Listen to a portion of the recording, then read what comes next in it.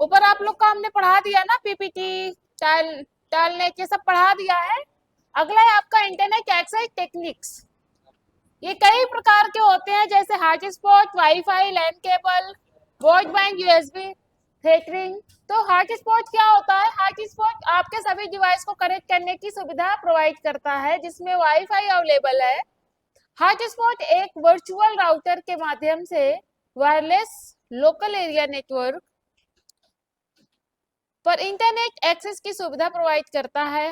Hotspot के जरिए आप अपने smartphone, tablet, media player, laptop और यहाँ तक कि आप अपने फ्रेंड्स के साथ अपने मोबाइल से इंटरनेट शेयर कर सकते हैं। हॉटस्पॉट वाईफाई टेक्निक का उपयोग करते हैं, जो इलेक्ट्रॉनिक डिवाइस को इंटरनेट से कनेक्ट करने या रेडियो वेव के माध्यम से वायरलेस रूप से डेटा को एक्सचेंज करने की परमिशन देता है।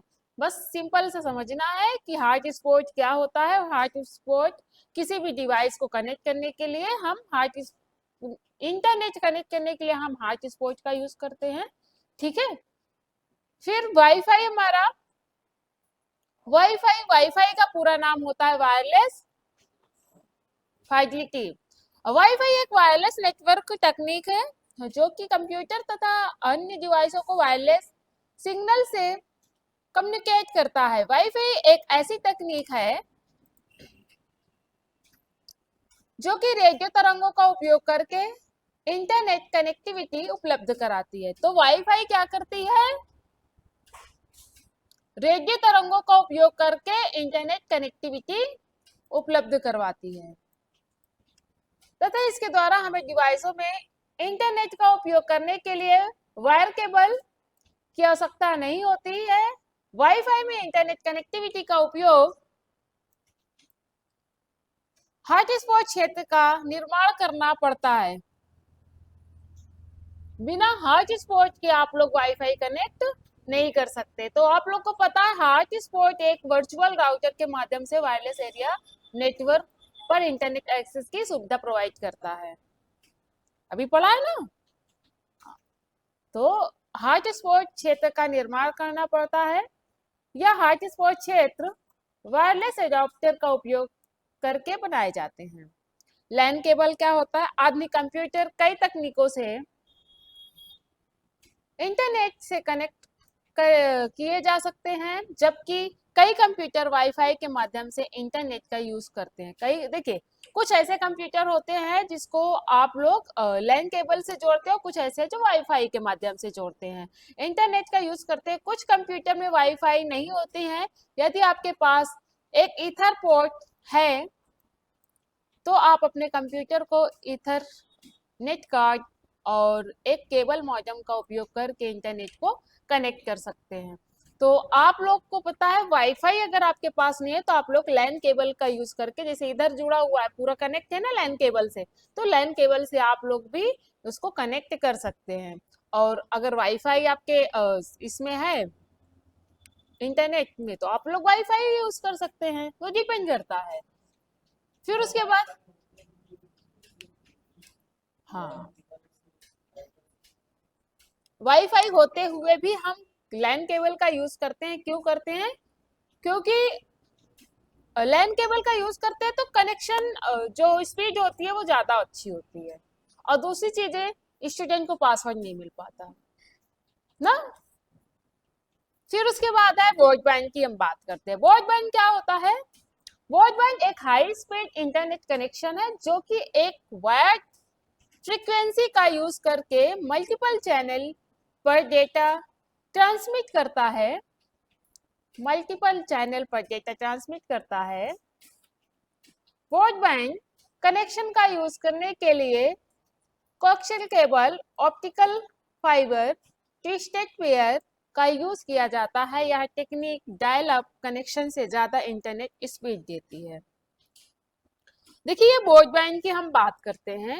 ये जो ब्रॉडबैंड होता है ये किस काम आता है? इसको आप लोगों ने देखा है, नहीं देखा है? ब्रॉडबैंड नहीं देखा होगा। देखिए, ब्रॉडबैंड आपके करारी में लगा हुआ है। करारी में लगा हुआ है। करारी में हर जगह जिसको इंटरनेट चाहिए तो आप लोग उसके थ्रू, जो वायर के थ्रू कनेक्शन आती है वो ब्रॉडबैंड है। ना, करारी में लगा हुआ है ना, पूरे करारी में आपने देखा होगा। अभी यहाँ पास हमें ब्रॉडबैंड के थ्रू नहीं, यहाँ पास हमारा डायरेक्ट एयर फाइबर लगा हुआ है। वो फ्रीक्वेंसी हमारी जो भी आती है, जो भी इंटरनेट का, तो एयर फाइबर के थ्रू आ रही है।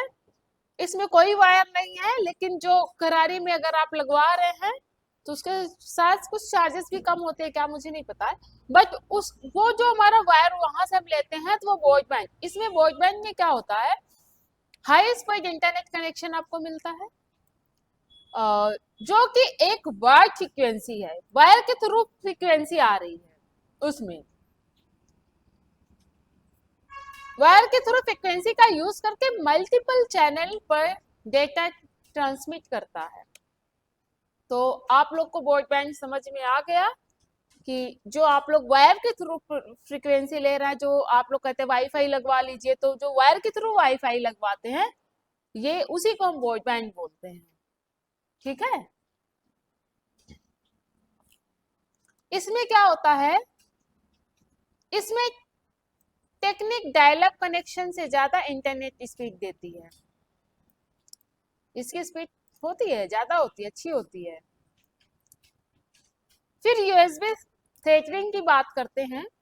तो ये क्या होता है, आप थ्रेटरिंग के माध्यम से अपने लैपटॉप की तरह अन्य डिवाइस के साथ इंटरनेट एक्सेस करने के लिए अपना मोबाइल फोन डेटा शेयर कर सकते हैं। आप ब्लूटूथ या वाईफाई कनेक्शन का यूज करके थिएटर कर सकते हैं। यूएसबी थ्रेटरिंग फास्ट स्पीड से इंटरनेट की सुविधा प्रोवाइड करता है। इसमें मोबाइल फोन को यूएसबी केबल द्वारा लैपटॉप से कनेक्ट किया जाता है। तो इसकी बात हम करते हैं, तो ये हर स्टूडेंट को पता होना चाहिए। ये सब स्टूडेंट के पास एंड्रॉइड फोन होगा, और एंड्रॉइड फोन है तो जो आपका ये केबल है, ये डेटा केबल है, इसके थ्रू हम क्या करते हैं, ये लैपटॉप में लगाइए, मोबाइल में लगाइए, मोबाइल में एक यूएसबी थ्रेटरिंग का ऑप्शन होगा, ऑन करिए तो डायरेक्ट आपका मोबाइल का जो डेटा है वो डायरेक्ट कनेक्ट हो जाएगा आपके लैपटॉप से। ठीक है, तो वो ये क्या है, उसको क्या बोलते हैं, यूएसबी थ्रेटरिंग। तो याद रहेगा सबको।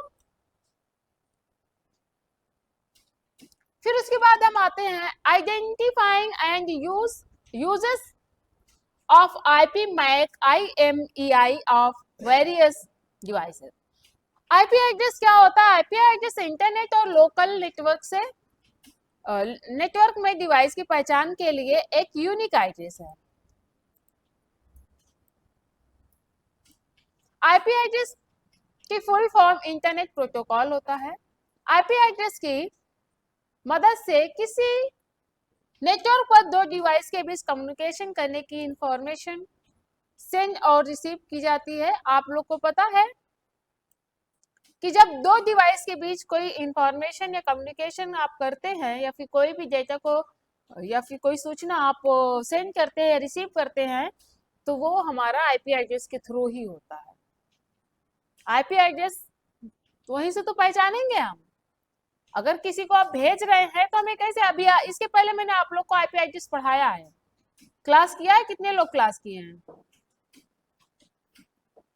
इंटरनेट को अलग अलग कंप्यूटर और वेबसाइट की पहचान के लिए आईपी एड्रेस की जरूरत होती है। तो हम किस लिए करते हैं, इंटरनेट को अलग अलग कंप्यूटर और डिवाइस की पहचान, जो अगर हम दो कंप्यूटर के बीच में कम्युनिकेशन करते हैं तो हमें दोनों कंप्यूटर में पता होना चाहिए कि इसका आईपी एड्रेस क्या है और इनका आईपी एड्रेस क्या है। सभी का आईपी एड्रेस अलग होता है, हर डिवाइस का अपना आईपी एड्रेस अलग होता है, हर नेटवर्क का आईपी एड्रेस अलग होता है। तो आप लोग को बताया था कि अगर कोई फ्रॉड करता है तो कैसे पकड़ा जाता है, बताया था ना सैटरडे को। एग्जाम्पल, जब आप अपने ब्राउजर में कोई भी वेबसाइट का यूआरएल लिखते हैं तो उस पेज को लोड करने का अनुरोध डीएनएस सर्वर को भेजा जाता है। डीएनएस सर्वर आप लोग को पता है क्या होता है, जो इसके रिलेटेड आईपी एड्रेस को सर्च करने के लिए जो भी हम देते हैं अपने यूआई नंबर, ये यूआरएल या फिर वेब एड्रेस जो भी हम देते हैं वो होस्ट नेम को देखते हैं। तो हमने ये जो हमारा है ये सब देखते हैं कि होस्ट नेम क्या है, कैसे ये किस लिए यूज होता है। ठीक है, तो ये हमारा आईपी एड्रेस होता है। आईपी एड्रेस से ही हम पता करते हैं कि वो हमारी किस कंपनी का है या फिर कहाँ से ये हमारा आईपी एड्रेस में क्या होता है, उसमें लोकेशन होता है, सॉरी लोकेशन नहीं, उसमें आपका पता बताता है कि किस एरिया से है, किस जो आप लोग वो करते हैं एरिया, किस सिम का यूज कर रहे हैं, किस नेटवर्क का यूज कर रहे हैं और किस कंट्री से है, वो सब कुछ बताता है। आईपी एड्रेस 4 भागों में 4 पार्ट में डिवाइड है ना, पता है सबको। हाँ, फिर उसके बाद हम आते हैं MAC, MAC address. MAC address के बारे में भी मैंने शायद आप लोग को बताया था कि मैक एड्रेस क्या होता है। मैक का पूरा नाम होता है मीडिया एक्सेस कंट्रोल। इसे फिजिकल एड्रेस और हार्डवेयर एड्रेस के नाम से भी जाना जाता है। यह सभी इलेक्ट्रॉनिक और नेटवर्किंग डिवाइस के लिए एक यूनिक एंड परमानेंट एड्रेस होता है। मैक एड्रेस का एक ऐसा नंबर है जिसके द्वारा आपके कंप्यूटर में लगे नेटवर्क एडॉप्टर को पहचाना जा सकता है। मैक किसी भी डिवाइस, कंप्यूटर, प्रिंटर, किसी भी device, computer, printer, router, phone के हार्डवेयर का आइडेंटिफिकेशन नंबर होता है। एक मैक एड्रेस में 2 कैरेक्टर के 6 जोड़ी अंक, मतलब 6 पेयर पॉइंट होते हैं। हर पेयर को कॉलन से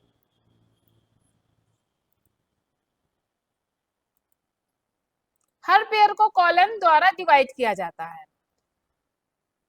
ट्रेडिशनल मैक एड्रेस में 12 डिजिट मतलब 6 bits, 12 digit 6 bits 48 bits hexadecimal number का होता है। यह आमतौर पर निम्नलिखित 3 फॉर्मेट में से एक में लिखे जाते हैं। ये जो मेन पॉइंट बता रही हूँ, आप लोग कहानी नहीं सुन रहे हैं, महाभारत और रामायण नहीं सुन रहे हैं, कॉपी में लिखते जाइए। मेन जो पॉइंट है बताएंगे, बोलेंगे, तब आप लोग की कॉपी निकलेगी।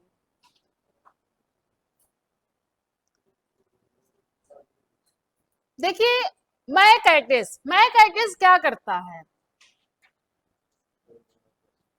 मैक एड्रेस आपके डिवाइस का नंबर बताता है कि जो भी आप हार्डवेयर से कनेक्ट हैं वो कौन सा हार्डवेयर है। हार्डवेयर समझते हैं ना, लैपटॉप, कंप्यूटर, कीबोर्ड, माउस, ये जितने भी हैं, प्रिंटर, राउटर, तो हर डिवाइस में उसका एक अपना मैक एड्रेस होता है। आप तक तो वाईफाई का जो आईपी एड्रेस होता है वो तो पकड़ा जाता है कि हाँ आईपी एड्रेस की इस जगह से, इस लोकेशन से ये आईपी एड्रेस यहाँ है, वो पर्सन यहाँ से हो सकता है। लेकिन अब आईपी एड्रेस अगर आप लोग यहाँ वाईफाई कनेक्ट कर रखा है तो इसका सेम ही आईपी एड्रेस होगा, सबका सेम होगा जब आप लोग कनेक्ट किए हैं। और जब सबका सेम आईपी एड्रेस होगा तो अब मुझे बताइए, फिर आप में से किसी भी स्टूडेंट कोई फ्रॉड करता है तो कैसे पता चलेगा कि उस पर्सन के डिवाइस से ये काम हुआ है, कहाँ से पता चलेगा। सिम और फोन से नहीं। सिम फोन से क्या मतलब, आप तो वाईफाई यहाँ का यूज कर रहे हो, तो मैक एड्रेस से पता होगा। ठीक है, इसलिए मैक एड्रेस आप लोग के लिए बहुत जरूरी है। मैक एड्रेस 2 कैरेक्टर के 6 जोड़ी अंक पेयर पॉइंट होते हैं जिसको कॉलन से डिवाइड किया जाता है।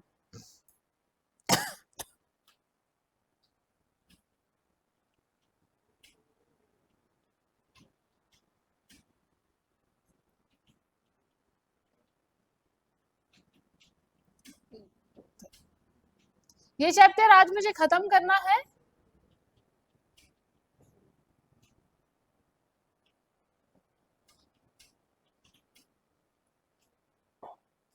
IMEI का फुल फॉर्म क्या होता है? International mobile equipment identity. एक 15 या 17 अंकों का कोड है जो मोबाइल फोन की पहचान के लिए कंपनी द्वारा फॉर फर्मवेयर में स्टोर किया जाता है। ये सभी लोग जानते होंगे IMEI, सभी लोग जानते हैं IMEI के बारे में। आप लोग के सभी बच्चों के मोबाइल में ये होता है, हर किसी के फोन में होता है। वो कितने 15 या 17 अंकों का कोड है जो मोबाइल फोन की पहचान के लिए कंपनी के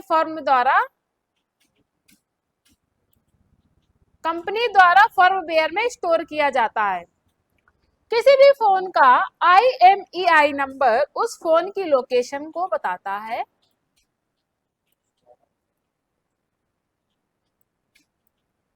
अधिकांश मोबाइल फोन में IMEI कोड को देखने के लिए *#06# कोड का उपयोग किया जाता है। आप लोग देख लीजिए, शायद ये आपके फोन में काम करे, क्योंकि सभी फोन के बारे में नहीं बता सकते हैं। *#06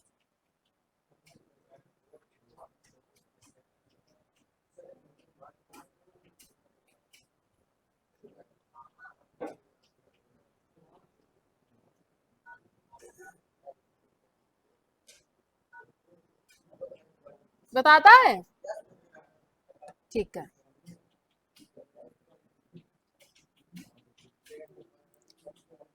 या फिर IMEI कोड मोबाइल बैटरी के नीचे भी लिखा जाता है। बैटरी के नीचे होता था पहले के फोन में, अब तो बैटरी नहीं निकलती ना, लेकिन फिर भी होता होगा।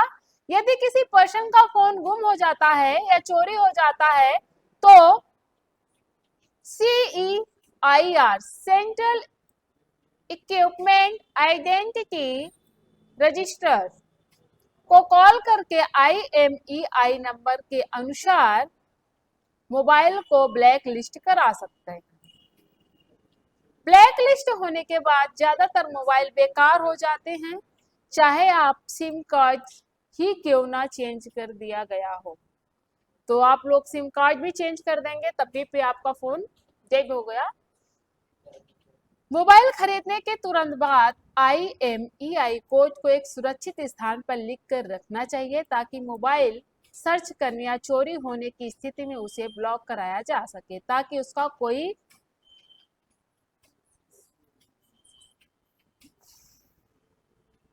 जिससे उसको कोई मिसयूज ना कर सके। ये आप लोग को पता है कि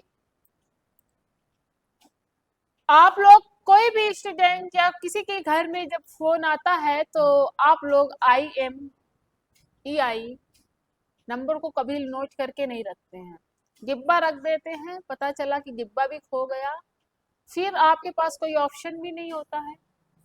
अच्छा, जरूरी नहीं है कि आपके फोन में हो, आपको मिले। हम्म, हम्म।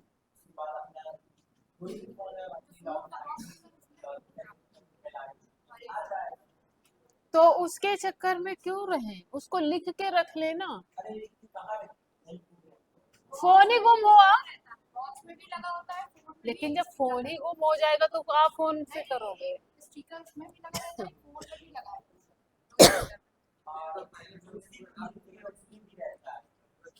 चलिए देखिए पॉपुलर वेब ब्राउजर्स।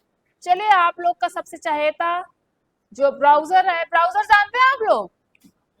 हाँ, क्या होता है? हाँ, क्या होता है? हाँ, वेब ब्राउजर क्या है?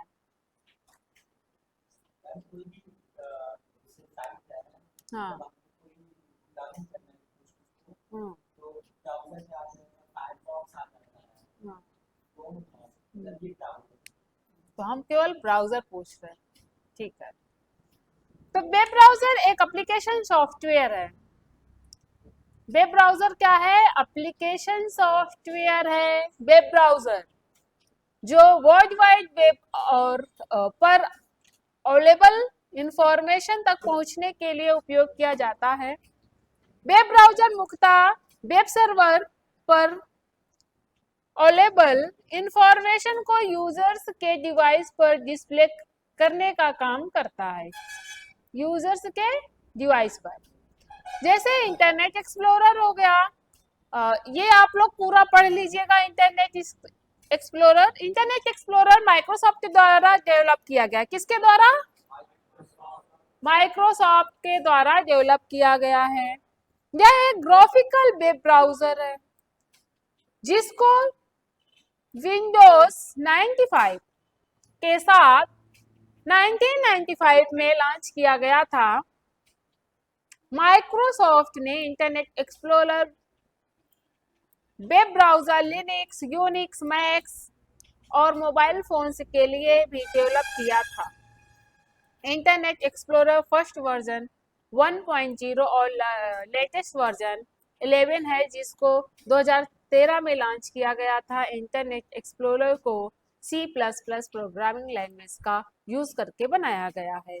तो ये इसके जो कुछ मेन पॉइंट हैं वो लिख लीजिए, याद कर लीजिएगा, ठीक है। फिर उसके बाद हम आते हैं माइक्रोसॉफ्ट एज। माइक्रोसॉफ्ट एज ये भी हमारा ब्राउजर है। माइक्रोसॉफ्ट एज में क्या है? एज माइक्रोसॉफ्ट द्वारा डेवलप किया गया एक ग्राफिकल वेब ब्राउजर है जिसको विंडोज 10 और एक्सबॉक्स वन के लिए 2015 और फिर 2017 में एंड्रॉयड और iOS के लिए और 2019 में मैक ओएस के लिए लॉन्च किया गया था। माइक्रोसॉफ्ट एज में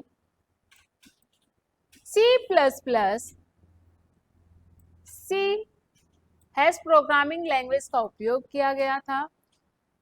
तो ये कब एज माइक्रोसॉफ्ट कब डेवलप हुआ है? 2010 और फिर 2015 में एंड्रॉयड के लिए और 2019 में मैक ओएस iOS में लॉन्च किया गया था। गूगल क्रोम की बात करते हैं, वो सब पुराना हो गया। फिर 2000 अच्छा ठीक है, गूगल क्रोम द्वारा डेवलप किया गया। गूगल क्रोम किसके द्वारा? गूगल के द्वारा डेवलप किया गया था। वेब ब्राउजर है जिसको 2008 में विंडोज ऑपरेटिंग सिस्टम के लिए रिलीज किया गया था।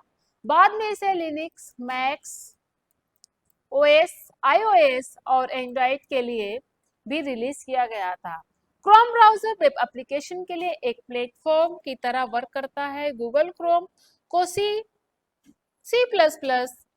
जावास्क्रिप्ट, पाइथन जैसी प्रोग्रामिंग लैंग्वेज का यूज करके बनाया गया है।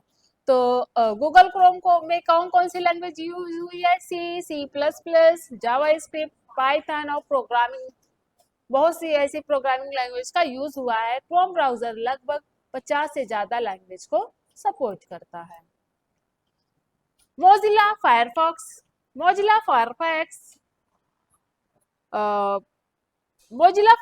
मोजिला कॉर्पोरेशन द्वारा 2002 में डेवलप किया गया। ये एक ओपन सोर्स वेब ब्राउजर है। ओपन सोर्स वेब ब्राउजर को विंडोज, लिनक्स, मैक ओएस और एंड्रॉयड ऑपरेटिंग सिस्टम के लिए डेवलप किया गया है। मोजिला फायरफॉक्स में C++, जावास्क्रिप्ट और CSS जैसी प्रोग्रामिंग लैंग्वेज का यूज किया गया है। तो ये आप लोग याद रखिएगा कि मोजिला में कौन सी प्रोग्रामिंग लैंग्वेज यूज हुआ, गूगल क्रोम में कौन सी प्रोग्रामिंग लैंग्वेज यूज हुआ, माइक्रोसॉफ्ट एज में और इंटरनेट एक्सप्लोरर में, इन सब में आप ध्यान दीजिएगा कौन कौन सी प्रोग्रामिंग लैंग्वेज यूज हुआ है। फिर अगला आते हैं ओपेरा ब्राउजर। ओपेरा ब्राउजर क्या होता है? ओपेरा ब्राउजर को ओपेरा सॉफ्टवेयर कंपनी द्वारा 1995 में डेवलप किया गया था। ओपेरा ब्राउजर को विंडोज, iOS, लिनक्स, एंड्रॉयड और मैक ओएस के लिए डेवलप किया गया है। ओपेरा ब्राउजर को C++ प्रोग्रामिंग लैंग्वेज का यूज करके बनाया गया है।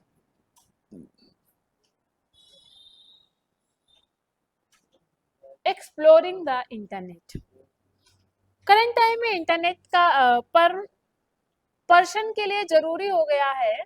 इंटरनेट के माध्यम से बहुत से कार्यों को किया जाता है। इंटरनेट एक ऐसी दुनिया है जहां पर इंफॉर्मेशन का बहुत बड़ा भंडार है। इंटरनेट ने बहुत से कार्यों को इजी बना दिया है, जिससे education, business, communication, research, entertainment जैसे सभी क्षेत्र से रिलेटेड इंफॉर्मेशन अवेलेबल है। इंटरनेट कम्युनिकेशन का सबसे पॉपुलर और रास्ता और सस्ता साधन है। सफरिंग वेब सफरिंग वेब की बात करते हैं तो इंटरनेट पर सफरिंग का अर्थ है वेब पेज से दूसरे वेब पेज पर जाना। इंटरनेट पर सफरिंग के लिए एक कंप्यूटर, एक ब्राउजर और इंटरनेट कनेक्शन की आवश्यकता होती है। सफरिंग शब्द मार्क मैकहिल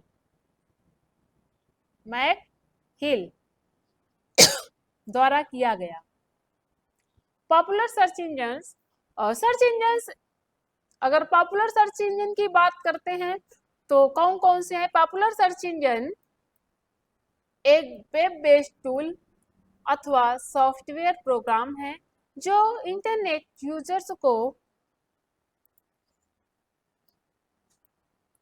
वर्ल्ड वाइड वेब पर इंफॉर्मेशन सर्च करने में हेल्प करता है, जैसे गूगल, बिंग, याहू, बैडू और याडेक्स पॉपुलर सर्च इंजन है।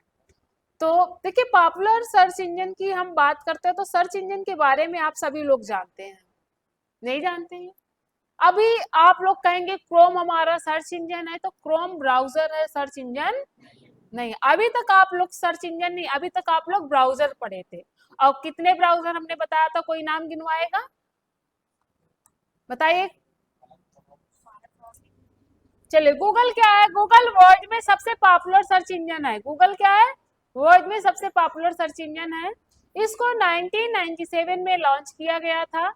इस सर्च इंजन को डेवलप करने के लिए पाइथन C++ लैंग्वेज का यूज किया गया है। गूगल के फाउंडर लैरी पेज और सरगेई ब्रिन है। तो मुझे ये बताइए आप लोग, गूगल गूगल किससे बना हुआ है? पाइथन C++ और सी लैंग्वेज का यूज करके। आप समझ लीजिए आप लोग। फिर हम आते हैं विंग की बात करते हैं। विंग सर्च इंजन माइक्रोसॉफ्ट द्वारा डेवलप किया गया है। विंग सर्च इंजन को किसके द्वारा? माइक्रोसॉफ्ट डेवलप किया गया है। यह एक सर्च इंजन है जिसे 2009 में माइक्रोसॉफ्ट द्वारा लॉन्च किया गया। पहले यह लाइव सर्च के नाम से जाना जाता था और फिर इसको रिप्लेस करके बिंग नाम दिया गया। इसको डेवलप करने के लिए ASP.NET लैंग्वेज का यूज किया गया। याहू की बात करते हैं। याहू गूगल की एक तरह ही एक सर्च इंजन है। याहू को 1995 में याहू कंपनी द्वारा लॉन्च किया गया था और आज याहू, गूगल और बिंग के बाद सबसे ज्यादा सर्च किया जाने वाला सर्च इंजन है। तो याहू 1995 में आया था, ठीक है। याहू कंपनी के द्वारा इसको लॉन्च किया गया था। याहू सर्च इंजन को याहू कंपनी के द्वारा ही लॉन्च किया गया था और आज याहू, गूगल और बिंग के बाद सबसे ज्यादा सर्च किया जाने वाला सर्च इंजन है। एएसके एक सर्च इंजन है। पहले ये जीप्स के नाम से जाना जाता था और फिर इसको चेंज करके एएसके कर दिया गया। इसको गैरेट ग्रेनर और डेविड वार्थेन द्वारा 1996 में लॉन्च किया गया था। बैदू चीन का सबसे पॉपुलर सर्च इंजन है। यह सर्च इंजन केवल चाइनीज लैंग्वेज में अवेलेबल है। इसके फाउंडर रॉबिन ली और एरिक जू थे। बैदू सर्च इंजन को 2000 में लॉन्च किया गया था। यंडेक्स, यंडेक्स रूस का सबसे पॉपुलर सर्च इंजन है। इसको कमटेक कंपनी द्वारा 1997 में लॉन्च किया गया था। डकडकगो, डकडकगो ग्रेवियल बेनबर्ग द्वारा 2008 में लॉन्च किया गया था, लॉन्च किया गया एक सर्च इंजन है। डकडकगो भी एक सर्च इंजन है।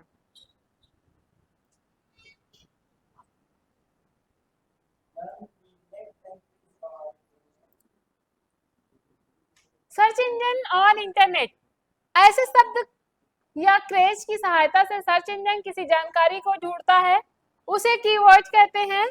उन सभी कीवर्ड, शब्द या मिलते जुलते शब्द या शब्दों के संयोजन को सर्च इंजन पर लिखे जिन्हें आप सोच सकते हैं, जो कि आप असाइनमेंट के विषय का वर्णन करते हो। आप जितने अच्छे और सही शब्दों का चुनाव करेंगे, आपकी जानकारी इंटरनेट पर उतनी अच्छी प्रदर्शित होगी। देखिए सबसे मेन क्या है, सर्च इंजन में जब भी आप कोई जानकारी ढूंढते हैं तो आप लोग कीवर्ड का यूज करते हैं। कीवर्ड का यूज करते हैं। कीवर्ड सबको पता है क्या होता है। आपको कोई असाइनमेंट बना रहा है, कुछ जानकारी लेनी है, तो जिससे रिलेटेड जानकारी लेनी होती है बस वही टाइप करते हैं। ये कहाँ करते हैं, गूगल पे करते हैं, मतलब सर्च इंजन पे करते हैं। और जब सर्च इंजन पे जब आपको कोई जानकारी लेना होता है तो जो लिखते हैं, जो लिखना होता है वही आपका कीवर्ड होता है। फिर डाउनलोडिंग वेब पेज की बात करते हैं, तो किसी भी वेब पेज को डाउनलोड करने के लिए आप वेब पेज को सेव कीजिए। सेव करने के लिए सेव एज का उपयोग कर सकते हैं। ये शॉर्टकट की क्या है, Ctrl+S। आप लोग को पता है जब आप लोग वेब पेज पे होते हैं, कोई इमेज या कुछ भी आप लोग को जब सेव करना होता है तो आप लोग Ctrl+S करके उसको सेव कर सकते हैं, या सेव एज करके सेव कर सकते हैं। प्रिंटिंग वेब पेज, किसी भी वेब पेज को प्रिंट करने के लिए प्रिंट ऑप्शन का उपयोग कर सकते हैं, या फिर कीबोर्ड शॉर्टकट Ctrl+P का उपयोग कर सकते हैं। यहाँ से अगर कुछ आपको डाउनलोड करना है तो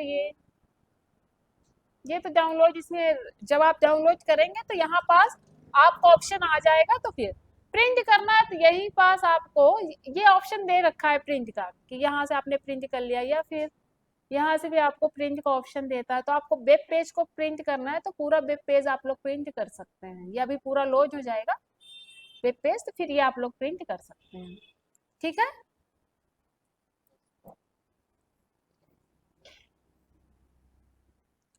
तो ये चैप्टर आपका समाप्त हो चुका है।